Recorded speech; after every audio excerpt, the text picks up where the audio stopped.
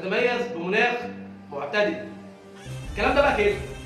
شوف الصفحه دي اللي هي صفحه 9 دي، اقطع منها الصفحه ان مصر ما بتتميزش بمناخ معتدل، مصر بتتميز بمناخ حار. حار ازاي؟ احنا هنولع وهنموت اهو، مصر دخلت النار.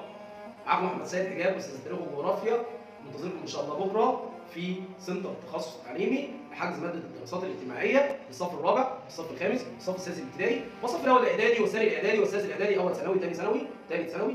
منتظركم بكره ان شاء الله. كل اللي حابب يسجل اسمه معايا وكل اللي حابب ينضم لفريق حورس او عباقره مستر حورس ومسابقات مستر حورس اللي بتتعمل طول الترم ان شاء الله بامر الله. وطبعا شرح الماده زي ما احنا اتفقنا ان هيكون بطريقه جديده السنه دي بشكل عبقري جدا. انا عملته السنه دي ان شاء الله وهقدمه السنه دي، فكره كده ان شاء الله جات لي واظن واضح على ملامحي يعني ولا ايه؟ طيب وهتكون اقوى دروس تاريخ وجغرافيا، وميعاد الحجز من بكره.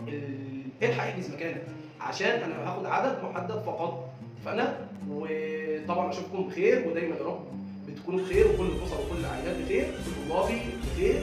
السلام عليكم ورحمه الله وبركاته. بارك مصر الجو حار ومصر